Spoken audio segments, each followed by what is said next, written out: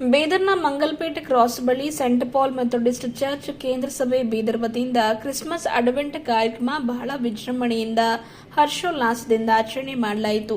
ಬೀದರ್ ನಗರದ ಎಲ್ಲಾ ಚರ್ಚ್ಗಳ ಸಭಿಕರಿಂದ ಸಾಂಸ್ಕೃತಿಕ ಕಾರ್ಯಕ್ರಮ ಹಾಗೂ ಏಸು ಕ್ರಿಸ್ತ ಜೀವನಾಧಾರಿತ ನಾಟಕ ಪ್ರದರ್ಶನ, ನೃತ್ಯ ಗಮನ ಸೆಳೆಯುವಂತಿತ್ತು. ಕ್ರೈಸ್ತನ ಸುವಾರ್ತೆ ಸಾರುವ ಮೂಲಕ, ಕ್ರೈಸ್ತನ ಹಾಡುಗಳ ಮೇಲೆ ನೃತ್ಯ ಮಾಡುವ ಮೂಲಕ ಕ್ರಿಸ್ಮಸ್ ಅಡ್ವೆಂಟ್ ಕಾರ್ಯಕ್ರಮವನ್ನು ಆಚರಣೆ ಮಾಡಲಾಯಿತು.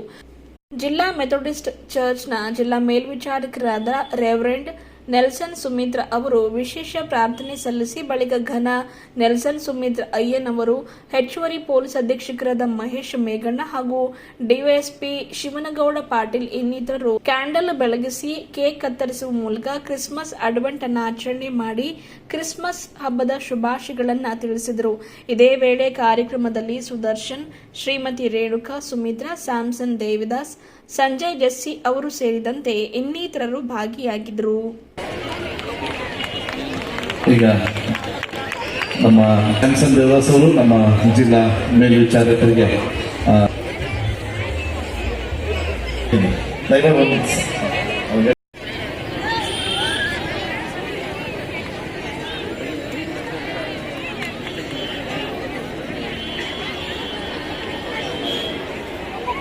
ಧನ್ಯವಾದಗಳು.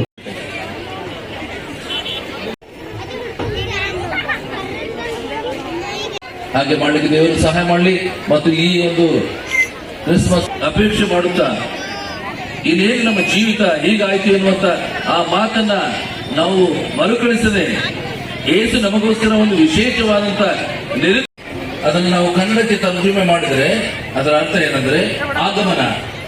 ಆಗಮನ ಅಂದ್ರೆ ಯಾಕೆ ಆಗಮನ, ಯಾರ ಆಗಮನ, ಹೇಗೆ ಆಗಮನ, ಯಾತಕ್ಕಾಗಿ ಆಗಮನ ಎನ್ನುವಂಥ ಇತ್ಯಾದಿ ವಿಷಯಗಳನ್ನು ನಾವು ನೋಡ್ಬೇಕಾಗ್ತದೆ. ಪ್ರಥಮವಾಗಿ ಯೇಸು ಸ್ವಾಮಿ ಹುಟ್ಟುವುದಕ್ಕಿಂತ 2000 ವರ್ಷಗಳ ಮುಂಚೆ ದೇಶಾಯ ಪ್ರವಾದಿಯು ಯೇಸುವಿನ ಬಗ್ಗೆ ಈ ಪ್ರವಾದನೆ ಹೇಳ್ತಾನೆ. 800 ವರ್ಷಗಳ ಮುಂಚೆ ಇಂಥ ಸಮಯದಲ್ಲಿ, ಇಂಥ ಅರಸನ ಕಾಲದಲ್ಲಿ ಕನ್ಯಾಮರಿಯಳ ಗರ್ಭದಲ್ಲಿ ಯೇಸು ಜನಿಸಿ ಬರುತ್ತಾನೆ. ಆತನು ರಕ್ಷಕನಾಗಿದ್ದಾನೆ ಮತ್ತು ತನ್ನ ಎಲ್ಲಾ ಜನರ ಈ ಒಂದು ಮುನ್ಸೂಚನೆಯನ್ನು ಕೊಟ್ಟಿದ್ದಾನೆ. 2000 ವರ್ಷಗಳ ಹಿಂದೆ ಈ ಘಟನೆ ನಡೆದೋಯ್ತು ಮತ್ತು ನಾವು ಅದನ್ನು ರಿಮೈಂಡ್ ಮಾಡಿಕೊಳ್ಳುವುದಕ್ಕೋಸ್ಕರ ಯೇಸು ಸ್ವಾಮಿ ಬಂದಿದ್ದಾರೆ. ನಮ್ಮನ್ನು ಪಾಪಗಳಿಂದ ಬಿಡಿಸಿ ನಮಗೆ ನೀತಿವಂತರನ್ನಾಗಿ ಮಾಡಿದ್ದಾರೆ ಮತ್ತು ಪರಲೋಕಕ್ಕೆ ನಮಗೆ ಯೋಗ್ಯರನ್ನಾಗಿ ಮಾಡಿದ್ದಾರೆ ಎನ್ನುವಂತ ಈ ಕ್ರಿಸ್ಮಸ್ ದಿವಸಗಳಲ್ಲಿ ನಾವು ತಿರುಗಿ ಅದನ್ನು ಮೆಲುಕು ಹಾಕ್ತೇವೆ. ಆದರೆ ಇವಾಗ ನಾವು ಅಡ್ವೆಂಟ್ ಅನ್ನ ಯೇಸು ಕ್ರಿಸ್ತನ 2ನೇ ಬರೋಣಕ್ಕಾಗಿ ನಾವು ಸಿದ್ಧ ಮಾಡಿಕೊಳ್ಬೇಕಾಗಿದೆ. ಆತನು ಬರುತ್ತಾನೆ ಮತ್ತು ಈ ಸತಿ ಬಂದಾಗ ನ್ಯಾಯ ತೀರ್ಸಲು ಬರುತ್ತಾನೆ ಎನ್ನುವಂತ ಈ ವಿಚಾರವನ್ನು ನಾವು ಅವಲೋಕನ ಮಾಡಬೇಕಾಗ್ತದೆ. ಅದಕ್ಕೋಸ್ಕರ ಈ ಕ್ರಿಸ್ಮಸ್ ದಿವಸಗಳಲ್ಲಿ ನಮ್ಮನ್ನು ನಾವು ಸಿದ್ಧ ಮಾಡಿಕೊಳ್ಳುವ ಹಾಗೆ ಕೇವಲ ಲೌಕಿಕವಾದ ರೀತಿಯಲ್ಲಿ ಸಿದ್ಧತೆಯನ್ನು ಮಾಡದೆ, ನಮ್ಮ ಮನೆಗಳನ್ನು ಸ್ವಚ್ಛ ಮಾಡದೆ, ನಮ್ಮ ವಾಸಸ್ಥಳಗಳನ್ನು ಸ್ವಚ್ಛ ಮಾಡದೆ, ನಮ್ಮ ಆತ್ಮವನ್ನ, ನಮ್ಮ ಹೃದಯವನ್ನ ನಾವು ಶುದ್ಧ ಮಾಡಿಕೊಂಡು ಯೇಸುವನ್ನು ನಮ್ಮ ಹೃದಯಗಳಲ್ಲಿ ಕರೆದುಕೊಂಡು ಆತನಿಗೆ ಇಷ್ಟವಾದ ಜೀವಿತ ಜೀವಿಸಲಿಕ್ಕೆ ನಾವು ಪ್ರಯತ್ನ ಮಾಡುವ. ಯಾವಾಗ ಯೇಸು ಸ್ವಾಮಿ ನಮ್ಮ ಹೃದಯಗಳಲ್ಲಿ, ನಮ್ಮ ಜೀವಿತಗಳಲ್ಲಿ ಪ್ರವೇಶ ಮಾಡ್ತಾನೋ, ನಮ್ಮ ಜೀವನದಲ್ಲಿರುವಂತ ಭೇದ ಭಾವ, ಹೇಟೆಡ್ನೆಸ್, ಹೊಟ್ಟೆ ಕಿಚ್ಚು ಇವೆಲ್ಲ ದೂರವಾಗಿ ಹೋಗ್ತವೆ. ನಮ್ಮೆಲ್ಲರ ಜೀವನದಲ್ಲಿ ಉತ್ತಮವಾದಂತಹ ನಿರೀಕ್ಷೆಯನ್ನ ತರಲಿ ಎಂಬುದಾಗಿ ನಾವು ಈ ಕ್ಯಾಂಡಲ್ ಬೆಳಗುತ್ತೇವೆ.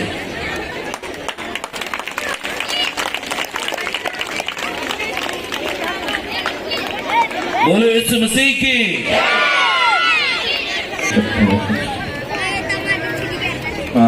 ಈಗ ನಮ್ಮ ಮಧ್ಯದಲ್ಲಿರ್ತಕ್ಕಂಥವರು ನಮಗೆ ಜನರಿಗೆ ನಮ್ಮ ಬೀದರ್ ಜಿಲ್ಲಾ ಪೊಲೀಸ್ ವತಿಯಿಂದ ಮತ್ತು ನನ್ನ ವೈಯಕ್ತಿಕವಾಗಿ ಹ್ಯಾಪಿ ಕ್ರಿಸ್ಮಸ್. ಎಲ್ಲರಿಗೂ ಈ ಕ್ರಿಸ್ಮಸ್ ಹಬ್ಬ ನಮ್ಮ ನಾಡಿಗೆ ಒಳ್ಳೇದಾಗಲಿ, ಎಲ್ಲರಿಗೆ ಒಳ್ಳೇದು ಮಾಡಲಿ ಅಂತ ನಾವು ಆ ಸಂತ ಯೇಸು ಕ್ರಿಸ್ತರವರಲ್ಲಿ ಪ್ರಾರ್ಥಿಸುತ್ತಾ ಈ ವರ್ಷದ ಕ್ರಿಸ್ಮಸ್ ಹಬ್ಬವನ್ನ ಅತ್ಯಂತ ವಿಜೃಂಭಣೆಯಿಂದ, ಅತ್ಯಂತ ಶಾಂತ ರೀತಿಯಿಂದ, ಅತ್ಯಂತ ಏನಪ್ಪಾ ಅಂದ್ರೆ ಸ್ವಾಸ್ಥ್ಯ ರೀತಿಯಿಂದ ಆಚರಣೆ ಮಾಡೋಣ ಅಂತ ಹೇಳಿ ಎಲ್ಲರಿಗೆ ನಾನು ಇನ್ನೊಂದು ಬಾರಿ ಹ್ಯಾಪಿ ಕ್ರಿಸ್ಮಸ್ ಅಂತ ವಿಶ್ ಮಾಡ್ತೇನೆ. Thank you.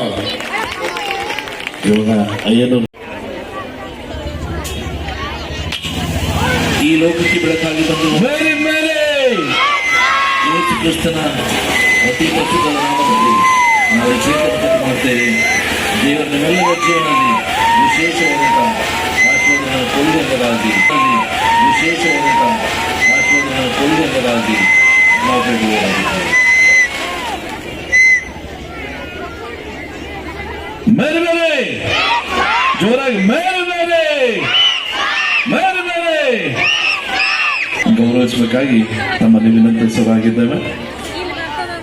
ಅಡಿಷನಲ್ ಸ್ಪೀಕರ್ ಅವರಿಗೂ ಹಾಗೂ ಸ್ವಾಗತ ಹಾಗೂ ವೇಟ್ ಮಾಡ್ರಿ.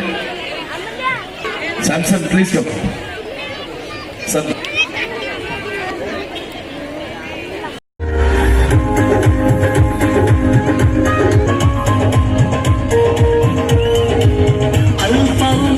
वही आदोरी अंत है, अल्फा ओमेगा वही आदोरी अंत है, सबको वो देने आया जीवन अनंत है, अनंत है।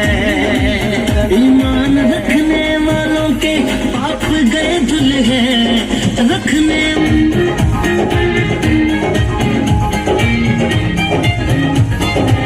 मिट गई उदासियां जन्मदिन है। They hear our choir sing a song. The music seems to come from afar. But now hear the angels sing of Christmas Day.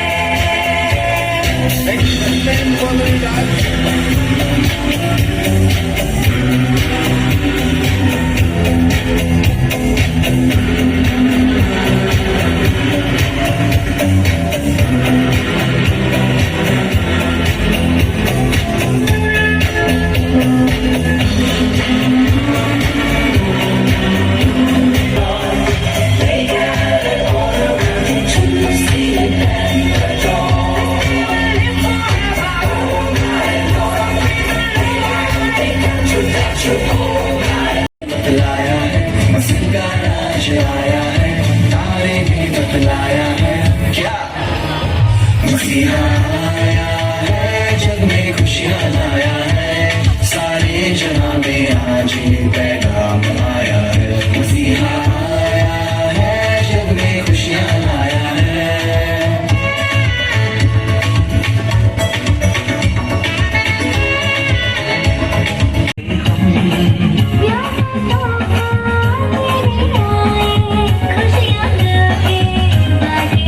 ಬೇರೆ ಯಾವುದೇ ಸ್ಥಿತಿಯಲ್ಲಿ ನಾವು ಜೀವನ ಮಾಡಲಿ, ನಮಗಿರುವಂತಹ ಈ ಒಂದೇ ಜೀವಿತ ಚಿಕ್ಕ ಜೀವಿತವನ್ನು ಆತನಿಗೋಸ್ಕರ ಜೀವಿಸಬೇಕು. ಮಾತ್ರವಲ್ಲದೆ ಮುರಿದೋಗಿರುವಂತಹ ಎಲ್ಲ ಸಂಬಂಧಗಳನ್ನ ಪ್ರೀತಿ ನಾವು ಸರಿ ಮಾಡಿ ನಮ್ಮ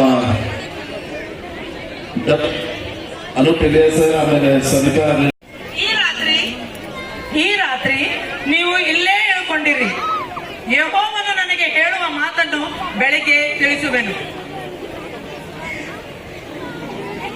ನಿಮ್ಮ ದೇಶಕ್ಕೆ ಹೋಗಿರಿ, ಯಾವ ಅಡ್ಡಿಯನ್ನು ಹೇಳಬೇಡ, ನಾವು ನಿನ್ನನ್ನು ಬಹಳವಾಗಿ ಘನಪಡಿಸುತ್ತೇವೆ, ನೀನು ಏನು ಹೇಳಿದರೂ ಅದನ್ನು ಮಾಡುತ್ತೇವೆ. ಸ್ಯಾಮ್ಸಂಗ್ ನೀವು ಅಲಂಕಾರ ಕೊಟ್ಟರು, ನಾನು ನನ್ನ ದೇವರಾದ ಯೆಹೋವನ ಆಜ್ಞೆಯನ್ನು ಮೀರಿ ಸಣ್ಣ ಕೆಲಸವನ್ನಾಗಲಿ ದೊಡ್ಡ ಕೆಲಸವನ್ನಾಗಲಿ ಮಾಡಲಾರೆನು. ಆದ್ದರಿಂದ ನೀವು ಕೂಡ ಈ ರಾತ್ರಿ ಇಲ್ಲೇ ಇರ್ರಿ. ಯೆಹೋವನು ಏನು ಹೇಳುವನೋ ಅದನ್ನು ನಾನು ತಿಳಿದುಕೊಳ್ಳುತ್ತೇನೆ.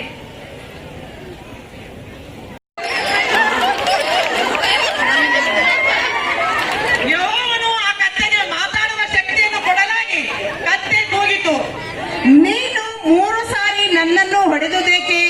ನಾನು ನಿನಗೇನು